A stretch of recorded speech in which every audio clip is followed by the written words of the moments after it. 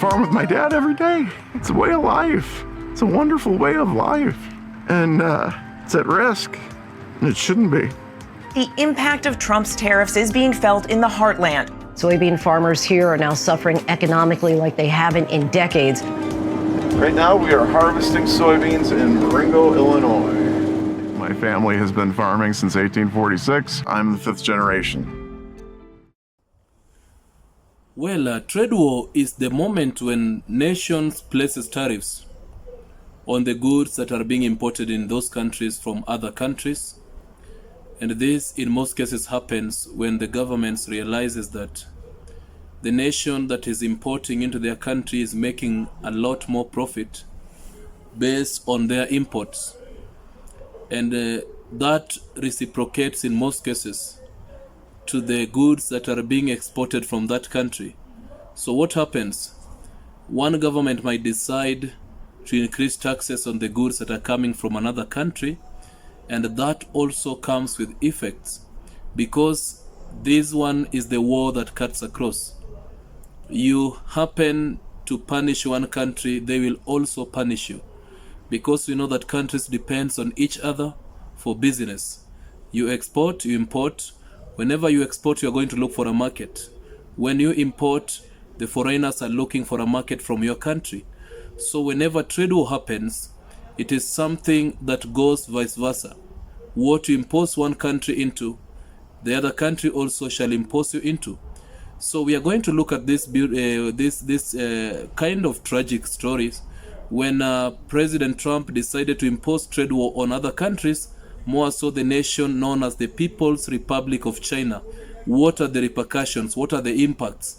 Are Americans affected? Are Chinese affected? That is what I have for you today. Welcome. Please remember to like, share, and subscribe. And God bless you. I got to farm with my dad every day. It's a way of life. It's a wonderful way of life. And it's at risk, and it shouldn't be. The impact of Trump's tariffs is being felt in the heartland. Soybean farmers here are now suffering economically like they haven't in decades. Right now, we are harvesting soybeans in Marengo, Illinois. My family has been farming since 1846. I'm the fifth generation. We're a grain operation. We grow corn, soybeans. I am a product of the pioneers. It's history. You don't let that go. One of the best memories that I had was just my dad teaching me how to drive a tractor. I got to farm with my dad every day. It was pretty cool. How many people could do that? It's a way of life. It's a wonderful way of life. And it's at risk, and it shouldn't be. It's total bullshit. Human lives are at stake. It's stupid. The whole thing is stupid. I'm very proud of him. He's done a great job. He's kind. He's very caring. He cares about other people. I didn't really want him to be a farmer. When my husband got sick, he asked if he could take over the farm. He said, "Mom, give me 3 years. Just give me 3 years." So that's what we did, and it's turned into 16 years. Harvest is usually the best time of the year. It's literally the fruits of your labor. This is the time where we as farmers get to celebrate all of our hard work and that we get paid for our year's worth of work. And unfortunately, this one has a real bitter taste to it because the money is being spent right now in Argentina and being given to billionaires. Farming's hard enough as it is, dealing with Mother Nature, but this year especially is very challenging because of the tariffs that have been put upon us. Our cost of production has increased and our markets have dropped dramatically. And this is really putting a major strain on all farmers right now. If anybody who's not a farmer and they say, well, what do I care about what's happening with farmers? What does that matter? Well, in Illinois, 20% of all jobs revolve around agriculture. And when farmers have money, we spend it, and we spend it on really big high-ticket items like combines or tractors, all of whom are made in major Rust Belt areas. And those are really high-paying, good jobs, and that trickles down to the waitresses who get better tips, to our schools because people have more income, the schools get better funded. And right now, we're just in a major holding pattern because we have no income. The American people are hurting right now. The farmers are hurting right now. There is absolutely no reason for this. Our grain prices are down. We have tariffs. We have a bumper crop. We don't have people to sell it to. China hasn't bought one of our beans. We don't have those markets anymore because of the tariffs. I'm looking at the commodity prices, where they're at, which is how I get paid. I'm having a real difficult time trying to give a positive outlook for 2026. When President Obama was in office, we had a wonderful jolt of energy because we had an administration that said, we're going to have advanced biofuels power our country. And then Trump got in there and decided to have his trade wars again and everything else, and to roll back all those environmental protections, and the ag economy started to tank. Joe Biden gets in there again. Hey, we're going to have advanced biofuels. We're going to have airline fuel that comes from corn-based ethanol. What happened? Prices went up again, up to an all-time high, right where they were. Trump gets back in there again. We're going to have a trade war, and boom, prices are tanking again. President Trump is said to be considering a bailout of at least $10 billion for farmers. That may be too little too late. We don't want a bailout. We want a market. Bailouts are Band-Aids. We aren't even made whole off of this. That's money that should be going towards senior citizens. That's money that should be going for the Affordable Care Act. That's money that should just be going to regular tax cuts for normal Americans and not billionaires. What he is doing is destroying our markets. And when those markets disappear, we're not going to get them back. We need to have a new policy.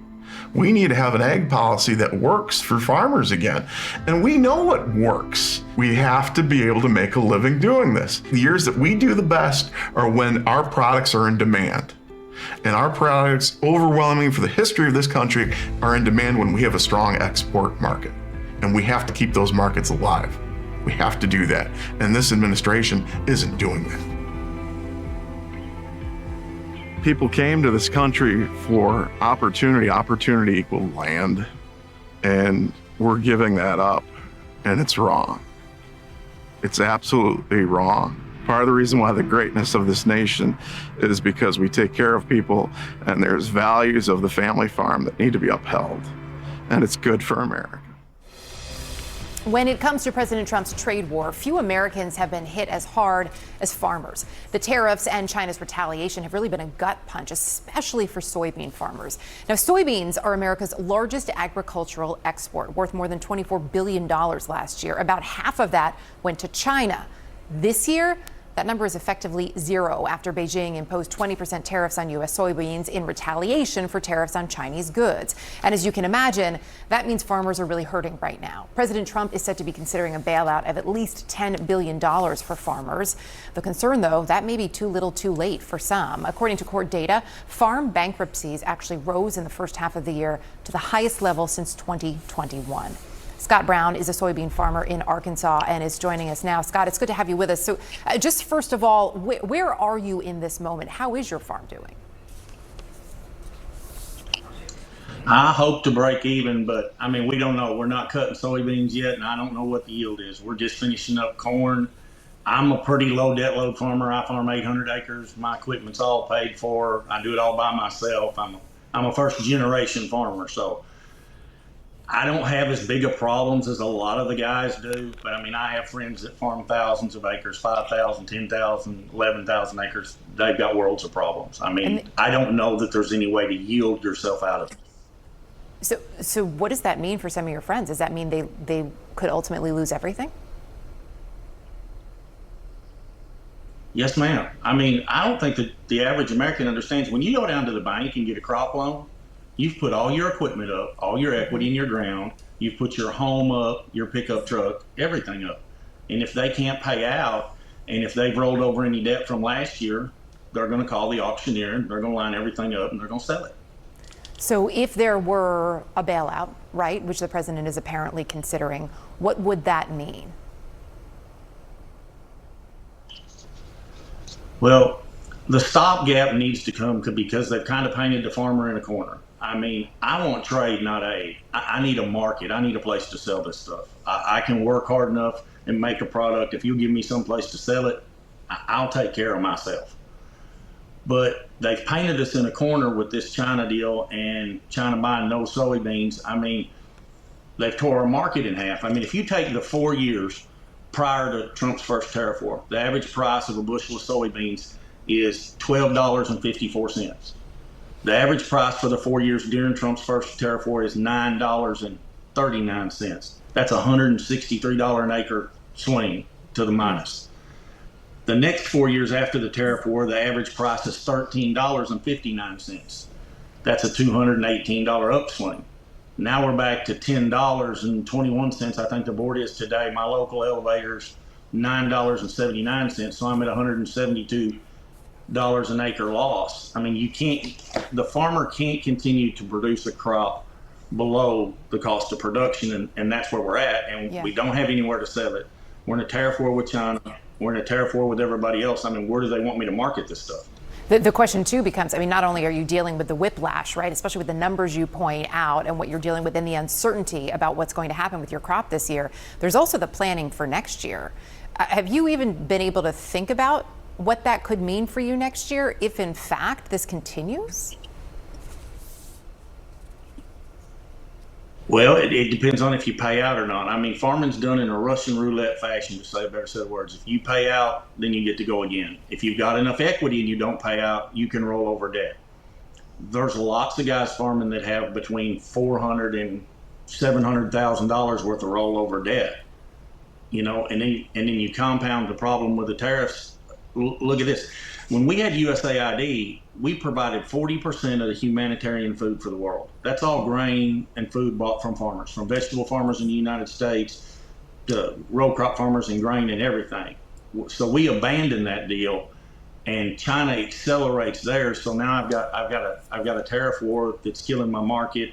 I don't have any money the grain we're sending to other countries for USAID. I mean, I've got a compound problem. I don't know how you plan for next year because we don't know where we're at. You know, we're in limbo. We don't know what's coming. We don't know what kind of stopgap we're going to get. We don't know what kind of farm bill we're going to have. I mean, you've got the entire farming world in uncertainty right now. We need certainty. Farmers like certainty. Everything to work steady. Yeah, you have enough uncertainty when it comes to the weather and everything else. The last thing you need is to add to that. You mentioned you need trade, not aid. So many farmers who I have spoken with or their trade groups over the last several months have said the exact same thing to me. They don't want to be in this position of needing any sort of a bailout. They just want to be able to do business. Do you believe that soybean farmers can actually survive if there isn't an export market for the U.S.? No, ma'am. We can't, with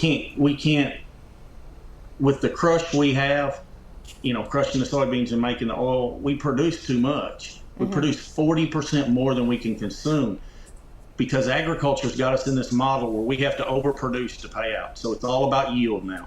And, you know, it used to be you yield 150 bushels of corn. Now you yield 300. Well, we yield so much crop that we yield 40% more than we can consume in the United States. So I have to have a market abroad.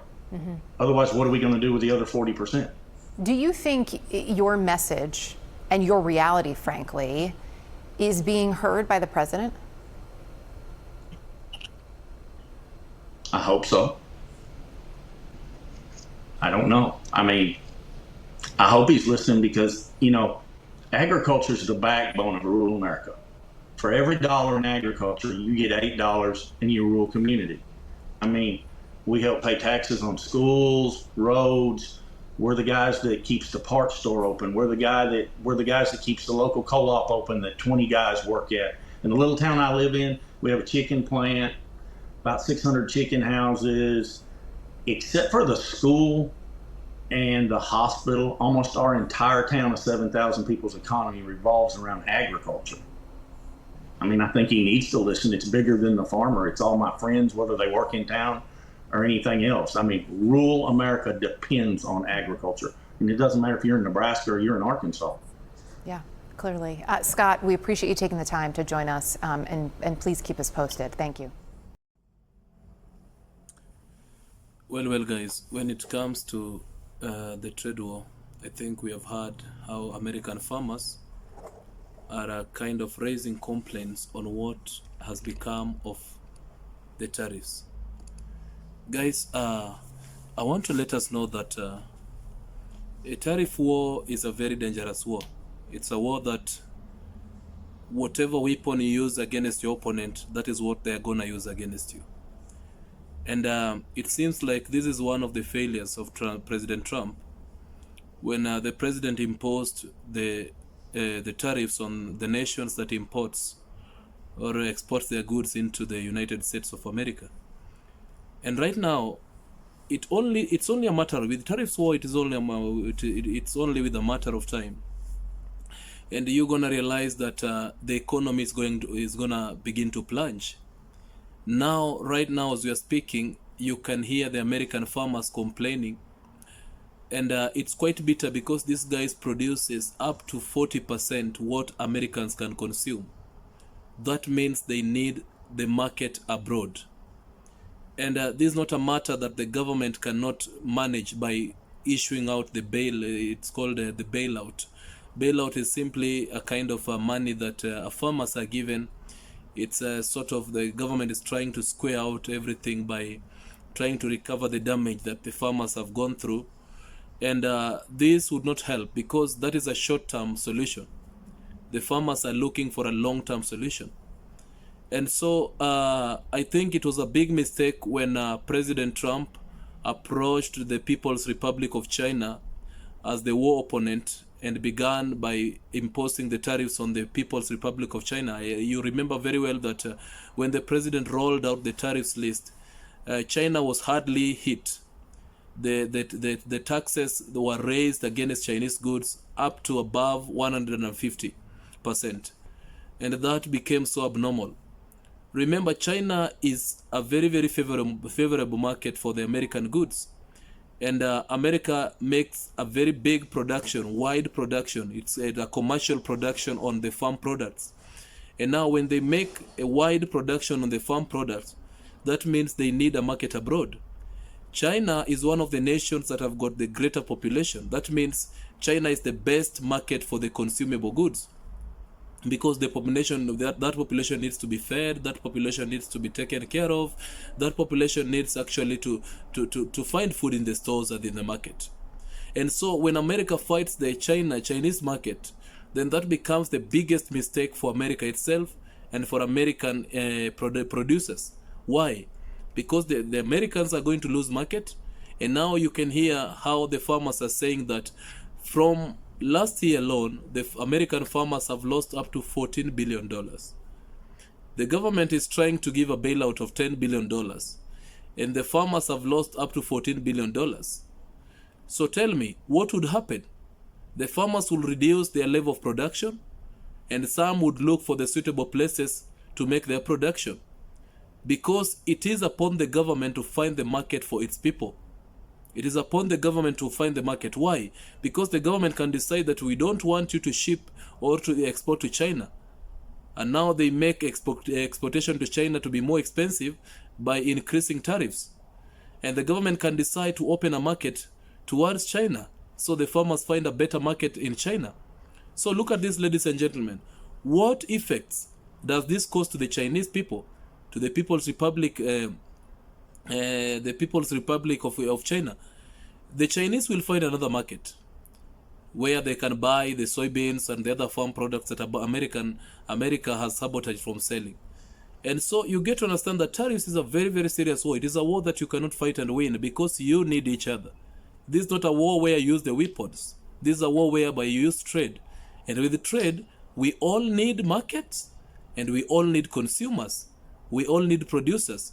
And so guys, do you think that President Trump has lost the tariffs war against the Chinese more specifically? Do you think that Americans have lost to Chinese on the trade war? Kindly, I would like to see you drop the comment down there. And please comment on this matter so that we are able to reach America indirectly and advise them that what happened was not the right thing and that's not how things should be rolling out. Thank you, ladies and gentlemen. I'm expecting to see you next time. Please remember to like, share, and subscribe. God bless.